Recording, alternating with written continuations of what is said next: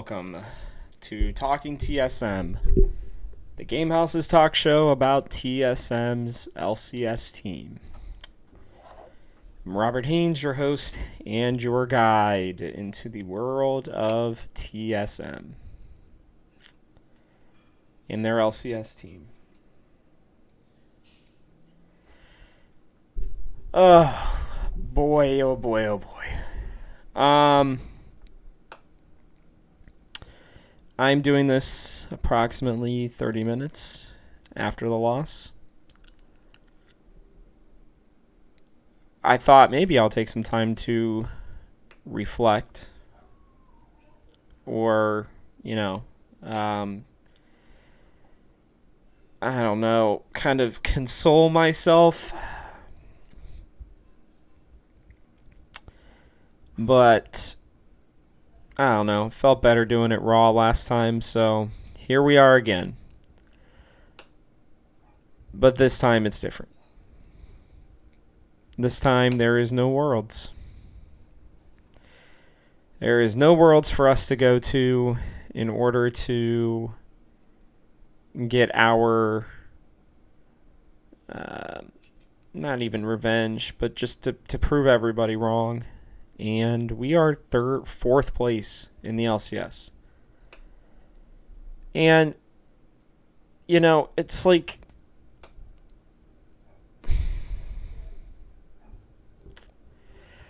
you gotta wonder about Game 2.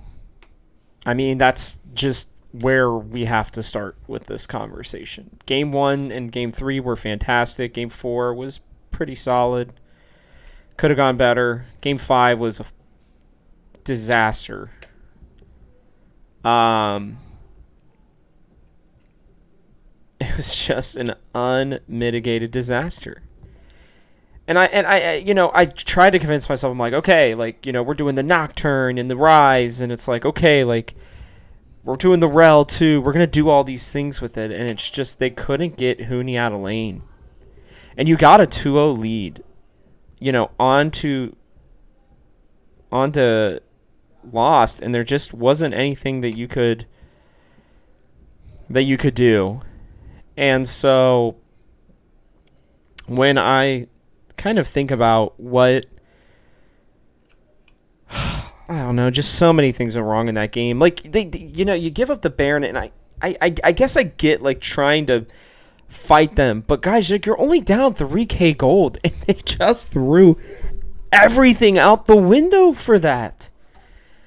TPN, flashes here, damage there, dying, and it's like, why? Why do we always do this to ourselves? This team, the biggest issue they had all season long was that they compounded one mistake into another. They didn't realize when to stop, and I don't blame them for fighting. I'm proud of them for fighting and trying to do something. But dude, that Baron, the Baron's buffing them. You got 5. I don't care if you're, I don't know, man. I mean, we haven't lost on blue side all year long, basically. Yeah, all playoff long. And we go out and we decide to do that draft, just pick the Lee Sin first. You didn't need to pick the Rise. The Rise wasn't a problem.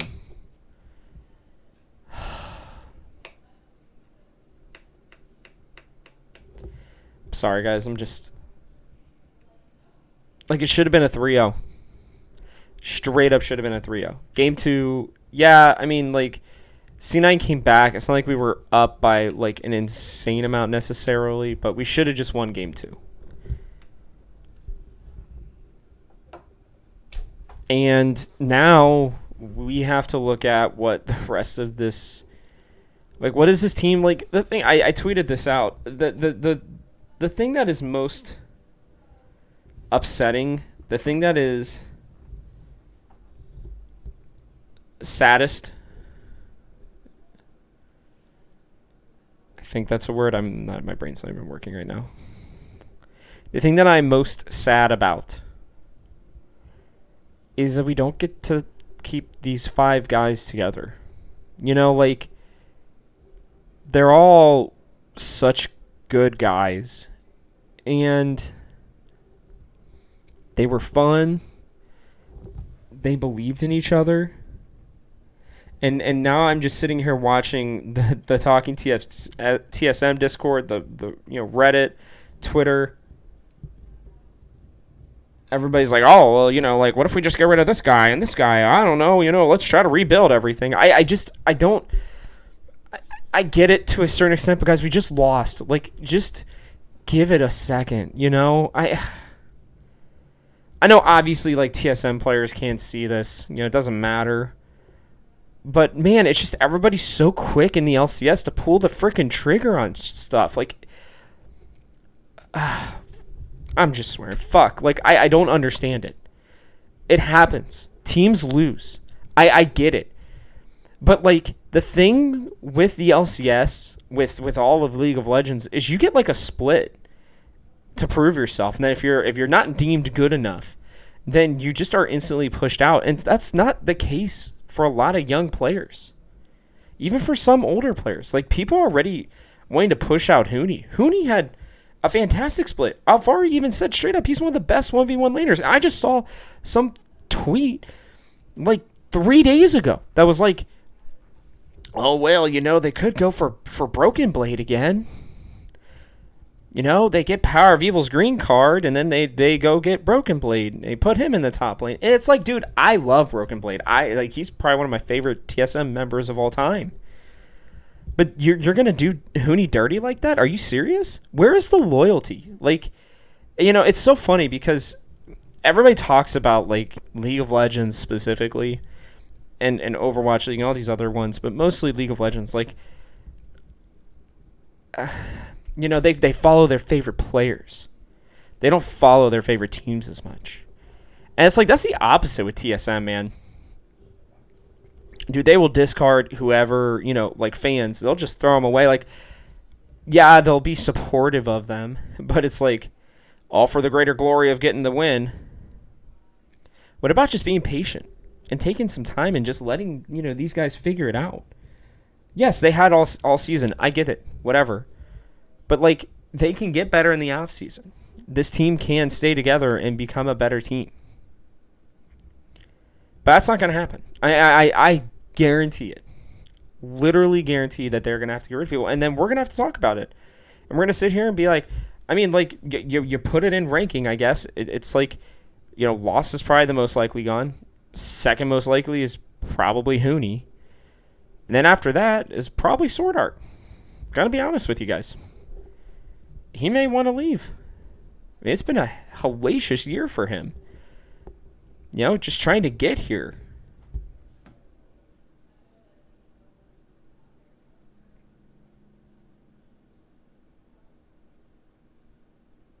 So I am just trying to figure out where, like, why is it always that we have to make these moves? Like, the way the LCS grows is if we give talent time to develop. Like, you want to be the LCK, the LPL, you got to actually have talent coming from the systems, from the teams and the things that you already have. Everybody's like, oh, let's go sign Knight. He's going to be available. Screw PoE. Like, dude, guys, we got to stop that. That shit has to end. I mean, you're getting me unhinged right now because I am just so beyond this craziness of just buying people. It doesn't matter. We bought Sword Art, okay? And people can blame Lost all you want. Lost just had an outstanding best of 5. He almost single-handedly won us game 2. I mean, we lost it, but, like, that wasn't his fault. I mean, he played really well. They won the 2v2s against Sven and Vulcan, by the way. The only hope we had in Game 5 after a miserable attempt in top lane, where, by the way, again, Spica just stopped. He just stopped. I don't know where he goes or what happens, but he just stops doing stuff and just AFK farms sometimes. And it felt like in that game he just AFK farmed in Game 5 for part of it, for a good part of it. I know you got to take your advantages where you can. You got to try to play the map. You still have to stay farmed. I understand it. But you are on freaking Lee Sin. You have to try to make a play. You know, your bot game gets you a lead with a great play by Sword Art. That Lost plays very well, too. Oh, man. Like, it's kind of crazy to me, but I actually think Power of Evil had the least impactful series. It's not like Perks was any good.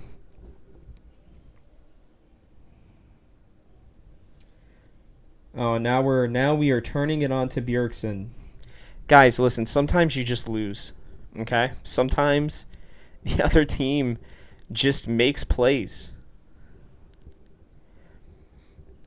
Sometimes even the better team loses. I think today, in general, we were the better team. We just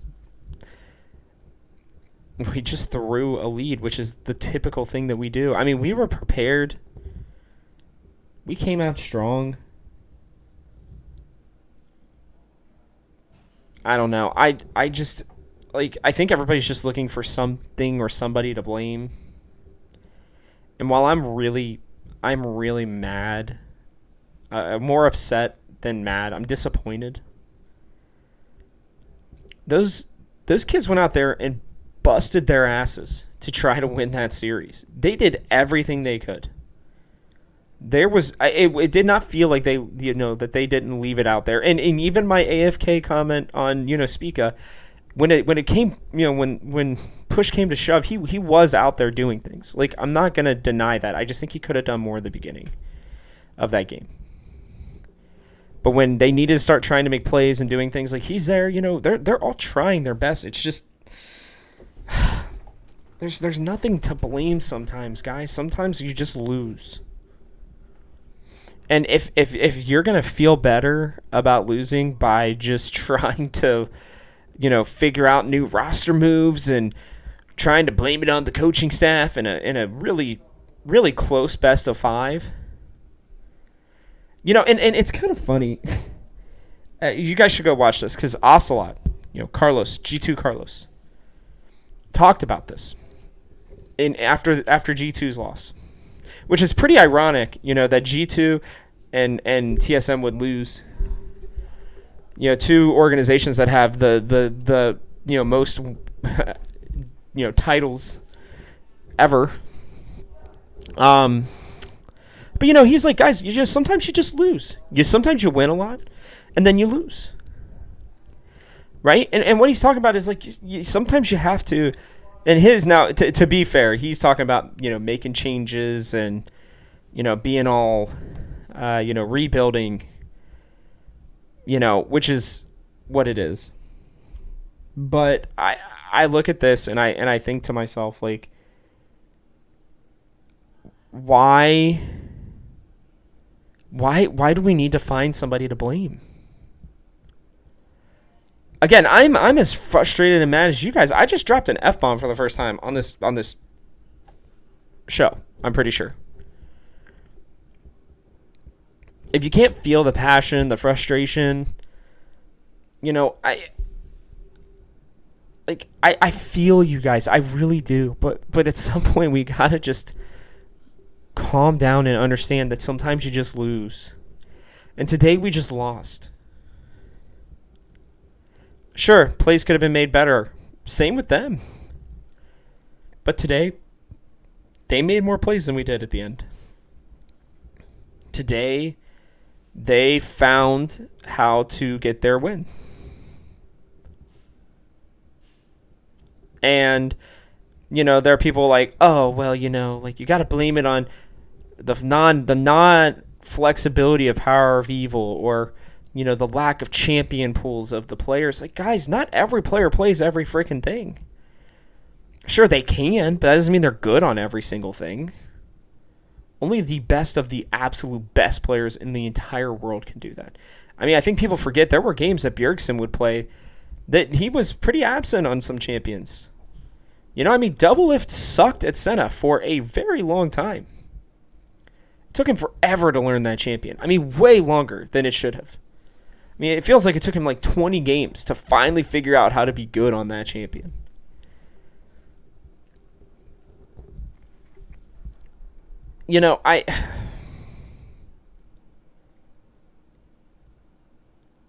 I just want to say, like, if there are TSM people listening, like, thank you for a good season. Thank you for at least believing in your team enough to not make changes until likely the ones you will make this offseason. Thank you for giving all those boys a chance, because there's so many teams that don't do that wouldn't do that. But, TSM fans, like, you're good fans. We're all loyal. We love our team. And I do think we love our players. But at some point, guys, we just lose. I know we're not used to it. I really was. There was just something in the back of my mind that's like, we're gonna just pull this out. No worries, we got this. Like, I really didn't even get upset until about 25 minutes into game, 20 minutes, 21 minutes into game 5. I really was just like, all right, we got some scaling options here. We're going to get this figured out. There was just nothing, and we just allowed them to balloon the lead. I don't really think that C9,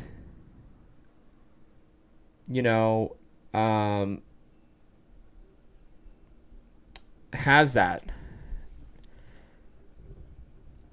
Or, I don't know. Sorry, I lost my train of thought there.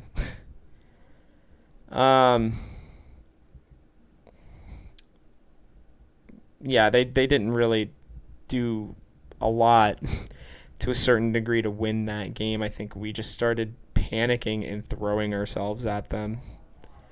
Even that 5-man, play. Like, I get it. Like, we're probably going to bleed out if we don't do something, but just trying to make plays in their jungle around Baron doesn't seem like the way to go. I just don't understand why they didn't have Huni do anything earlier. Like, this is one of the times where it's like, okay, the Kalista has a lead. How do we play through loss to win this game? And they had done it earlier in this series.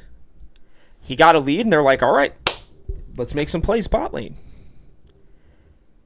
And it's like, that just never happened. Instead, they, bring him top to try to keep the 4 or 5-man, dive from happening in the top lane. Like, why, guys? Just let Huni die. Who gives a shit? He's Nocturne. He's still going to dive in there and be able to do his thing by turning off the lights. It's like all of the bad habits that we have as a team always happen to come out when we like least need them to this year. And that's what I'm saying, like the compounding mistake upon mistake upon mistake. Oh man. And I want every fan to know, and I want all the talking TSM people to know too, like I love you guys. I really do respect you guys. Most of you are smarter than me when it comes to this stuff. So I understand that, this is how you guys are dealing with your frustration and anger. So I'm not trying to call you all out because it's not a you thing. It's an all esports encompassing thing. After every major loss, all people want to do is try to replace somebody. We lose to TL. Let's get rid of Lost. He comes out, has a great series, right? Power of Evil doesn't have as good of one. Everybody's like, well, maybe we could, put somebody else in there for Power of Evil. Like, the best teams in sports are the ones that stick together longer and learn how to anticipate each other's movements, right? Like you don't build a dynasty by slapping 5 players together and hoping that it works. Like, you know, I think that's been one of the biggest problems TSM has had. The only consistent player we ever have had, truly have really ever had, was Bjergsen. Otherwise, we're we are like, I don't know. We're like we're just shifting players in and out. I can't think of a word for it right now. Or a whatever. I'm not saying that we should keep everybody. I'll think about it later, but I'm gonna think about it with a more clear and less upset mind. Because it's like if we win that series, right? I bet you everybody's like, "Oh, well, maybe we need to give Lost a chance here." He had a hell of a series out there today. Shit, he might have won us the series. Oh, they played through bot lane. They were able to find success. Guys, like you got to think about that. I know some of your opinions won't change, and I respect you a lot for that. If you're that convicted on it, but I don't know. I won't keep wasting time on the roster stuff because we'll deal with that during the off season. Looking back to this week, and obviously we beat IMT. I think it was pretty good. Honestly, the one game was weird, but the team looked ready. And then we came into C9, and I think we were ready, guys. I mean, game 1 was awesome. Game 2 was really good until it wasn't. It's funny. We were maybe about 1 second from winning that fight at the end of game 2, because if they don't get the Elder Drake, like literally a hair, or when they do, if it's even a half a second to a second later, I'm pretty sure Perks is just dead in our base. And I'm pretty sure we win that fight at the Elder Dragon. And then we win the game. And it's like that split second. That split second was what was important. And that's pretty much what lost us the series. That and the baloney that happened in game 4.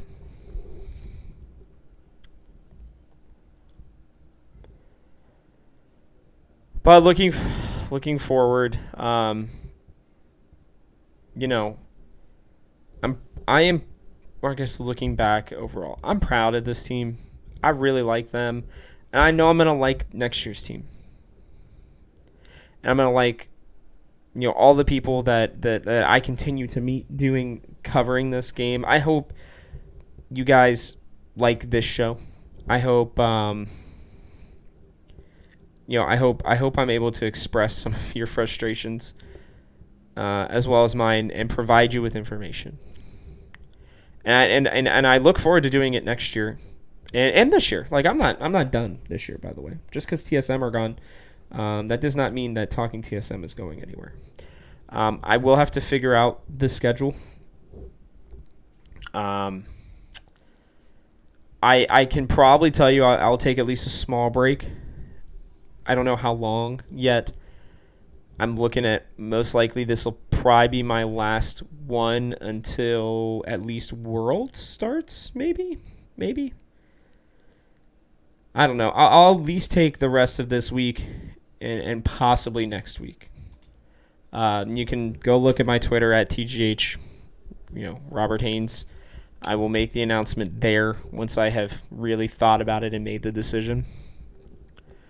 I'm going to definitely try to make some changes. One of the things I was thinking about doing was doing live shows next year, or even later this year. Also potentially doing, watch parties.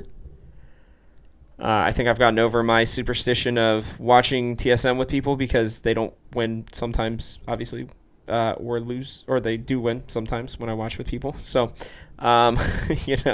I had to get over that one, but um, I'd love to do watch parties and stuff too, and I'm really thankful for those of you who have watched or listened to this all year long.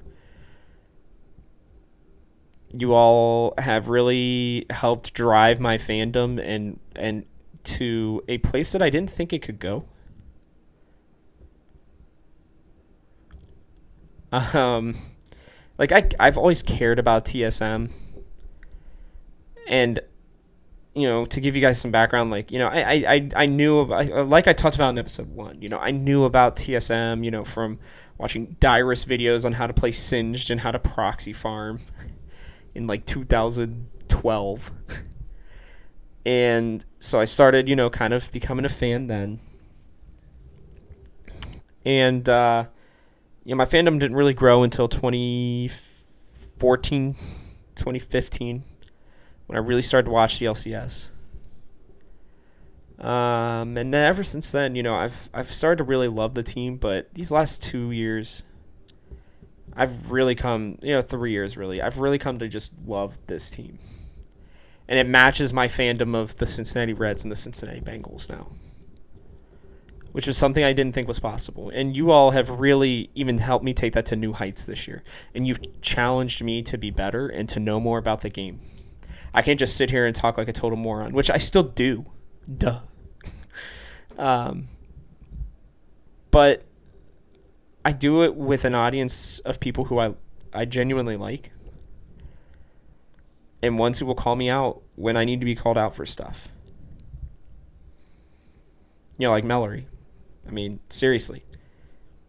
Probably one of the smartest people I know about about this game. And, he will call me out. He's good with his predictions. He's a numbers kind of guy, and he knows his stuff. I'm not going to do a bunch of shout outs, but I'm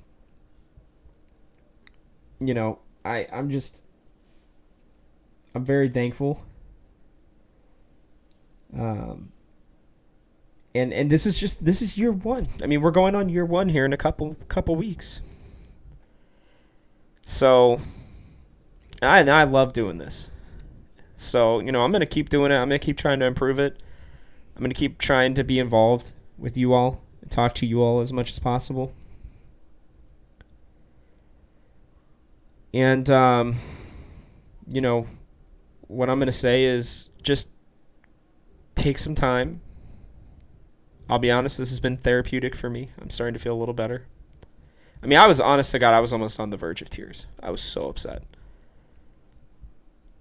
Again, more just because, more out of disappointment for them. Like, I love these kids. They're so good. And they've been so fun to watch all year long and invest in emotionally and invest our time into. And they will be next year, too.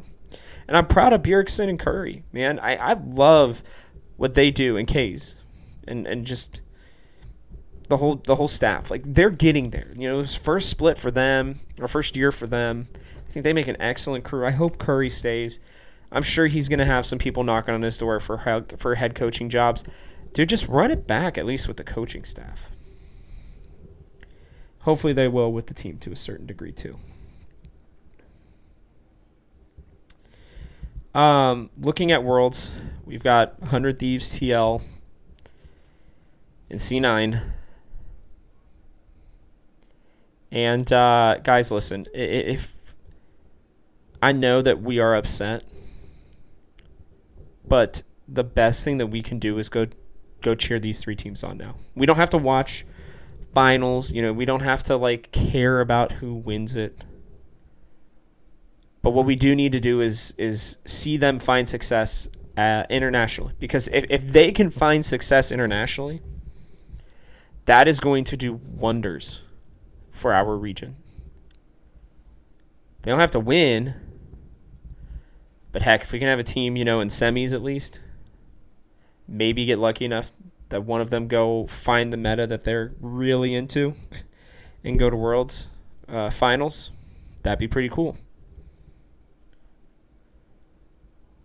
I think this team. I think the LCS is getting better. I think this is just the start. And I know this was a really tough year for all of us. First year without Bjergsen since seems like literally forever ago.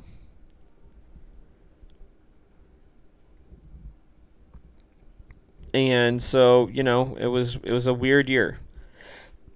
It's been a weird 2 years. But TSM will be back. They have that FTX money. If they feel like they have to make a move, then they better go get somebody good. Because replacing one of these boys, you got to remember, guys, friendship, as much of a meme as it is truly something that's way more important than you think. The investment, the camaraderie, the ability to know in a game of League of Legends what somebody's going to do before they even do it because you're that close with them. Those things pay off in the biggest ways. And by replacing any of these players, you are restarting at least some of what they have built up over this year.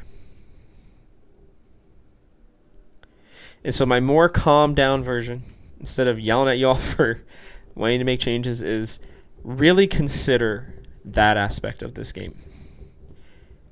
G2 rarely made real changes after they got their core 5 together. Wonder, Yankos, Perks, and Mickey. They obviously made changes, but generally they kept 4 players together for at least the last couple years. TL, same way.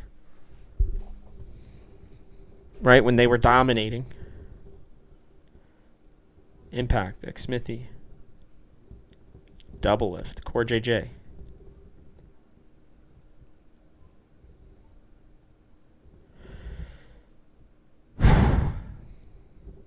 It's kind of crazy. It's kind of crazy that the season's over for us. But it's been a hell of a year. And I'm proud of this team. It may not have ended the way we wanted it to, but they showed resiliency. And they played well. And I'm excited to see what they bring back next year.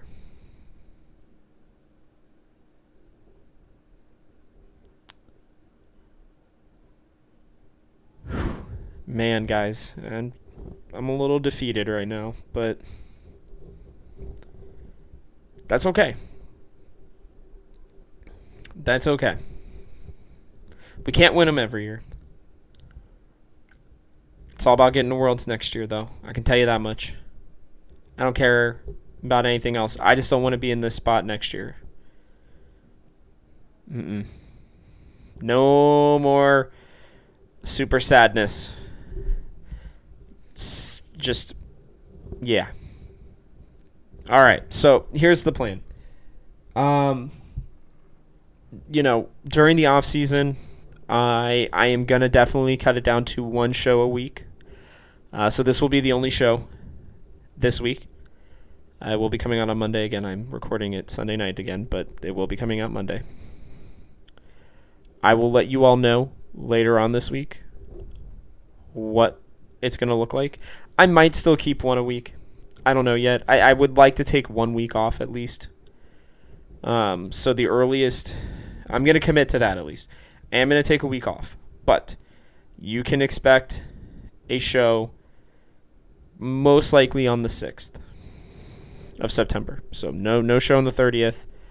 No show on the 26th or the 2nd, but on the 6th. And what I'd like to do is I'd like to hear from you guys. What do you guys want me to talk about? I will talk about TSM things for at least part of the show, but I will most likely update you guys on what's going on with Worlds. Talk about that a little bit. I will have guests on. I will reach out to TSM again. I'm pretty sure I can probably get Cody on the show. I know that he was at the arena, so maybe we can get a reaction and kind of just have a chat with him. See, how the season went in his mind for him. and what he's looking at for next year, and kind of what it was like to watch the team lose. And then, I want to have other people on the show. I want to have Mallory back on the show. Brooks, I want to have you on the show. Tim, the winner of the Dynasty League, which, oh, by the way, I won the Fantasy League this year. Didn't even talk about that. Kind of forgot because I've been so focused on playoffs and stuff. But the Emperors and I had a final showdown. My team came out clutch. So that was good. And we have like this awesome logo from Aaron. Man, I'm like already reminiscing. Guys, this is not the end of the show. So this will be the end of this episode specifically. But this show, I think, I love this show too much. I mean, even if it comes down to like there are 5 people listening to it or watching it in the future, I might still do it because I enjoy talking with you all, and I'm excited to kind of take this podcast to new heights anyways, so maybe we'll just grow our TSM family. I hope so. I'm not going to do the whole spiel, but I am going to say this. Thank you for tuning in for an entire season of Talking TSM. When I come back next time, I will have updates on things I want to increase, do better, and find success with this show. Outside of probably next week, this show comes out every Monday, and during the season, Thursdays as well. But most importantly, it is exclusively for your TSM earholes. I'm Robert Haynes, and this has been Talking TSM. See you all next time.